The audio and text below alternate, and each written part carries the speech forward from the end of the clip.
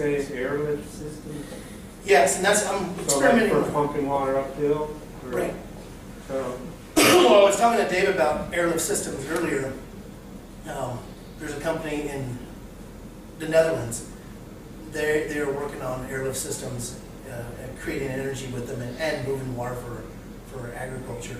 I've actually got an airlift system set up in one of my aquaponics tanks. I'm just experimenting with it. is it like electrical or mechanical? I just got like a little pump about this big, like you get at Petco, and you run a small 1/4-inch tube in the bottom of a 3/4-inch tube.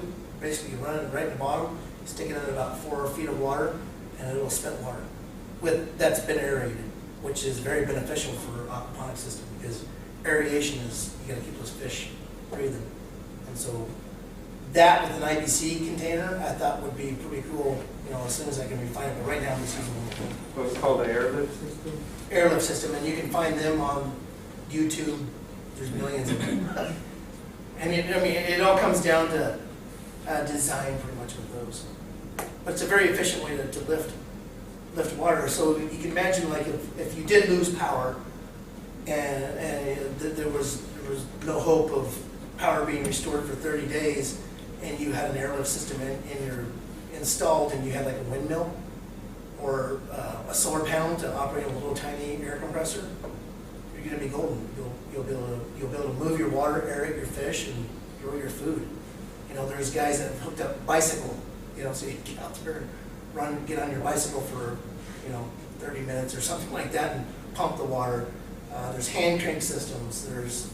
So you start thinking about the role of pumps, and I mean, there's millions of them. I mean, it drives me crazy when I was first looking at this, trying to pick out proper pumps for myself, because there's just a plethora of information out there. But airlift systems are very intriguing. They do work very well. It's just getting the right size pipe and how much air has been my problem. And trying to get that little learning curve. You know, and there's information out there that contradicts about the sizes and everything, so it's kind of one of those trial and error type of situations, I think.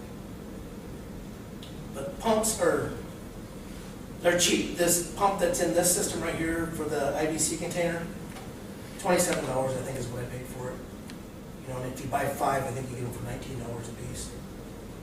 So, I mean, and these PVC parts right here, this is stuff that I had laying around, you know, so I didn't really spend any money on it. But if you had to go buy this at the hardware store by the foot, hey, you're looking at about $10, $12 worth of pipe parts right there. You know, and the gravel, that's about 3 wheelbarrow loads of gravel at about $9 a yard. So that's about $2 worth of gravel, $2.50 maybe. It's just a little bit of hard work, you know. So I mean, you can see that these little baby systems are very cheap to build, and they're very cheap to add on to. I can add, with this one IBC container, that one box, I can probably add 2 more trays. Or I could build a plywood tray and line it with pond liner, or dig a ditch and line it with pond liner, you know, just as long as you can get that water back into the fish tank efficiently, you're good to go. I mean, there's guys using bamboo, cutting bamboo in half, into like rain gutter sizes and growing their crops in that. There's guys taking rain gutters and sandwiching them together and putting a media in between the gutters and planting vertically, you know, and hanging those like a clothes hanger. There's people doing pipes vertically with fittings that, you know, with 22-degree fittings that point up and a 4-inch pipe, and they plant them. I mean, so there's just, I mean, it's kind of whatever your imagination is. So that's all what I'm these discovering. things you just mentioned, they're using something like gravel and Yes. the liquid that you're getting. Right. They're running they're running their water through some type of a filter. So the water runs through there pretty easy. Yes. And if there's a little bit of organic in it, then, you know, it's okay. It'll break down. You know, as long as there isn't big chunks that'll plug up things. But my first system, I didn't have a very good filter on it, and it worked. It just, after about 6 months, sludge started building up, and pipes started plugging up, and I started having problems.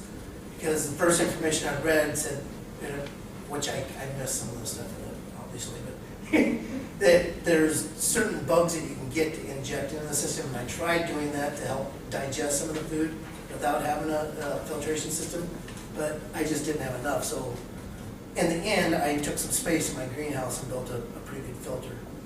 And I can show you in the book some different types of filters.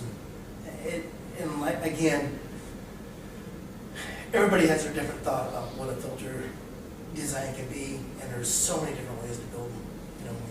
Once you start to understand them, you start to look at what you have locally, and you can build pretty much whatever you want.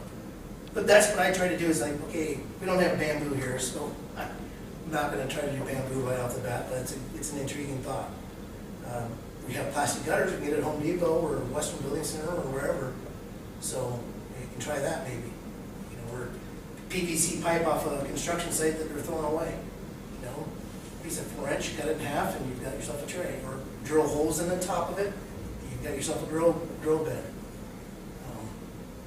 Gosh, there's just endless ways to, like I said, to do it. People are taking coolers, Tupperware, old fish tanks, bathtubs, so hot water heaters, just about anything. People are taking dishwater pumps, old dishwashers, and using them for pumps. So it's kind of like, what's your budget, what's your time frame, how much time do you want to spend on it after you've built it. So basically a little bit more money if you put into it at the first, the last time you're going to have to spend digging around with it. Like my first project, I knew that I was like, okay, I've got this old pump, and I've got this old filter thing, and I've got this old heater, and I've got the, so I kind of cobbled it together enough to where it was working that made me excited enough to go, okay, hey, I want to spend $250 and get a better area. I'm going to spend $180 and get a different pump, So I just kind of grew it as I went, and since I've done that, it's night and day. Because with the old stuff, the stuff that I had, doing it on the cheap, you have to watch it a lot more. But it worked, is the thing, and that's what amazed me is sometimes I had such catastrophic screw ups that I was like, I'm never going to get this thing to work, and it still worked. So it's pretty, it is forgiving somewhat. It's got some room for error, and you can fix your problems pretty rapidly. That's the other thing. Or if it's a soil condition, it takes a while to repair your soil condition. With this, you can repair your chemical situation in about 72 hours in most cases. So you would never really have to take all that gravel out of it? It depends on what you're growing in there, and after a certain amount of time, I think you would. What is that? If you're like 6 years or 6 or 7 years, and depending on how much you're using it, if you're in how much you polluted your system, but theoretically it should digest everything just fine. But I know you're going to get a buildup. I mean, this is outside, dust and things like that are going to blow in there. Foreign particles are going to get in there. So yeah, you're probably going to want to clean that gravel out. And you can do it a couple of ways. You can get an